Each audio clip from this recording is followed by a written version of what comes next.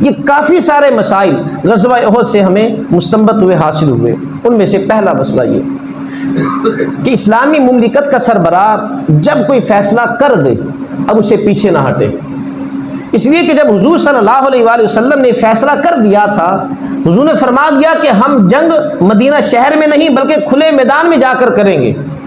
اب اس کے بعد کئیوں نے کہا کہ یا رسول اللہ ہم مدینہ شہر میں رہ کر جنگ کر لیں، لیکن اب فیصلہ ہو چکا تھا کہ مدینہ شہر سے باہر نکل کر جنگ کریں گے، تو آقا علیہ الصلوۃ والسلام اس فیصلے پر ڈٹے رہے، اسے پیچھے نہیں ہٹے۔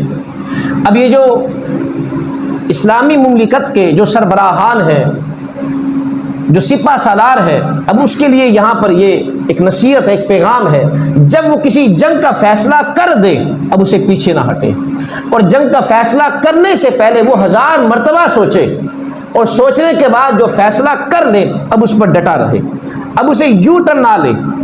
اب ہمارے موجودہ دور کے جتنے بھی لیڈر ہیں وہ میڈیا پر آ کر ایک دم تو بول دیتے ہیں ہم یہ کریں گے، ایسا کریں گے، اس طرح کریں گے، لیکن چونکہ بولنے سے پہلے وہ تولتے نہیں ہیں، لفظوں کا چناؤ نہیں کرتے، اور بڑھ کے تو مار دیتے ہیں، اب بعد میں پریشان ہوتے ہیں ہم نے یہ بات کیا کہہ دی، اب پھر اپنے الفاظوں کو واپس لیتے ہیں، وہ یو ٹرن لیتے ہیں کہ نہیں ہم نے پہلے کہا تھا ایسا کریں گے، لیکن یہ مسائل ہیں، یہ مسائل ہیں، ہم ایسا نہیں کر سکتے۔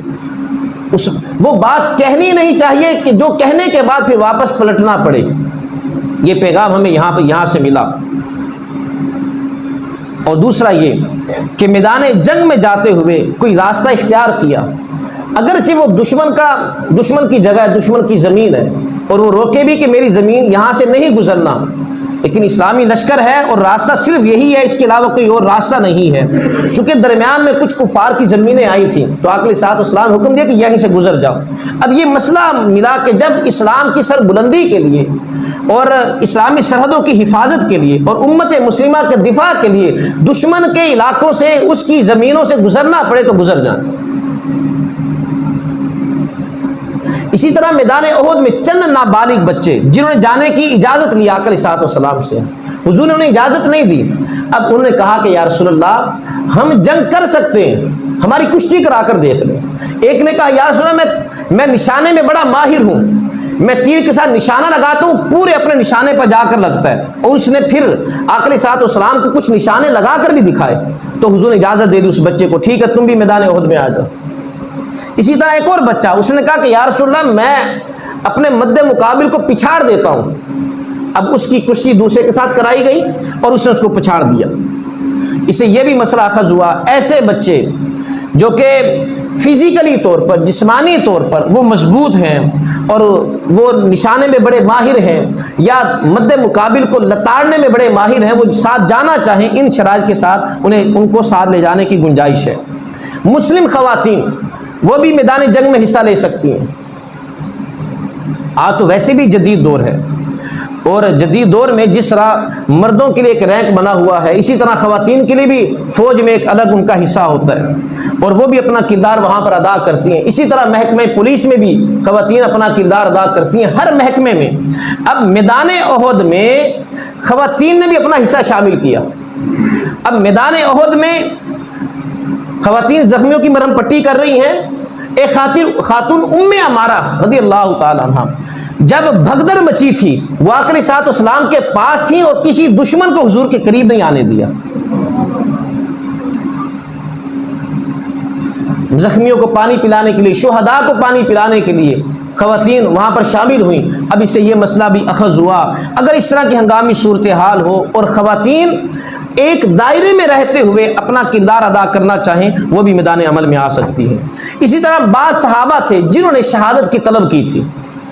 اب یہ مسئلہ بھی یہاں سے اخذ ہو گیا کہ شہادت کی طلب کرنا یہ جائز عمل ہے۔ ہاں، خودکشی کرنا یا موت کو طلب کرنا یہ جائز نہیں ہے۔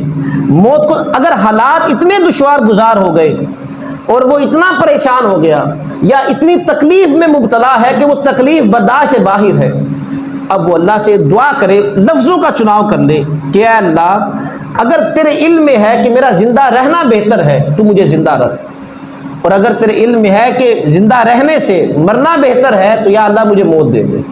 لفظوں کا چناؤ کر کے پھر وہ موت کی دعا کر سکتا ہے۔ اور شہادت کی طلب کرنا، شہادت کی دعا کرنا بالاتفاق جائز ہے کہ یا اللہ مجھے شہادت عطا فرما۔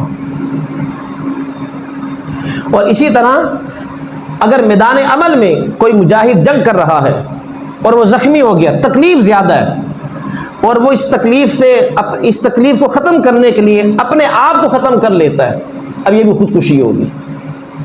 جیسا کہ ایک شخص تھا، وہ میدان میں تھا، وہ جنگ لڑ رہا ہے، جنگ کر رہا ہے، اور جس طرح جاتا ہے دشمنوں کی صفوں کی صفیں ادھیڑ کر رکھ دیتا ہے۔ صحابہ اس کی تعریف کرنے لگے، کہا کیا یا رسول اللہ، کیا وہ جنگ کر رہا ہے؟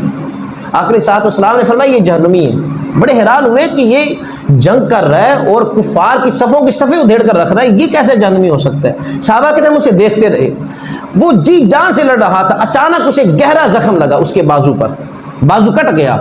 اب وہ اس تکلیف کو برداشت نہ کر سکا، اس نے اپنی گردن پر تلوار رکھ کر چلا دی، خودکشی کر لی۔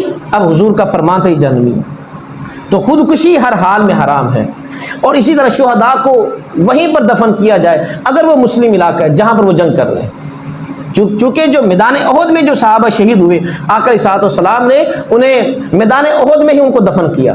بعض جو صحابہ شہید ہوئے ان کے لواحقین نے چاہا کہ ہم اپنے لواحقین کو مدینہ لے جائیں، وہاں پر جا کر دفن کریں، لیکن آقا علیہ الصلوۃ والسلام نے منع فرمایا، حضور نے فرمایا کہ نہیں، ان کو میدان احد میں ہی دفن کیا جائے۔ اسی طرح ایک قبر میں دو دو افراد کو، تین تین افراد کو دفن کرنا یہ بھی جائز ہے، کہ میدان احد میں جو شہداء تھے آقا علیہ الصلوۃ والسلام نے دو دو تین تین شہداء کو ایک ایک قبر میں دفن کیا، چونکہ 70 صحابہ ہیں اور ہر ایک کے لیے الگ قبر نکالنا کافی محنت والا کام ہے، اور جو زندہ صحابہ ہیں وہ بھی زخمی ہیں اور گہرے زخم لگے ہوئے ہیں، انہیں وہ مشقت میں پڑ جاتے ہیں۔ تو آقا علیہ الصلوۃ والسلام نے ایک ایک قبر میں دو دو تین تین افراد کو وہاں پر دفن کیا۔ اور پھر ترجیح کسے ہونی چاہیے کہ قبلہ کی جانب اسے کس کو رکھا جائے گا؟ تو آقا علیہ الصلوۃ والسلام صحابہ سے پوچھتے، حضور فرماتے کہ ان میں سے قرآن کسے زیادہ یاد ہے؟ تو صحابہ کہتے یا رسول اللہ فلاں کو زیادہ یاد ہے۔ حضور فرماتے ٹھیک ہے، اس کو دائیں جانب رکھو۔ اس کے بعد کسے یاد ہے؟ یا رسول اللہ اسے یاد ہے، فرمایا اس کو اس کے ساتھ رکھو۔ اس کے بعد کسے یاد ہے؟ اسے یاد ہے، فرمایا اس کو اس کے بعد رکھو، اس کو تیسرے نمبر پر رکھو۔ تو جو تقوی میں زیادہ، جو قرآن کا حافظ ہے، جو دین کا عالم ہے، اس کو ترجیح دی گئی، اسے قبلہ کی جانب رکھا گیا۔ تو ایک ایک قبر میں دو دو تین تین افراد کو بھی دفن کیا جا سکتا ہے۔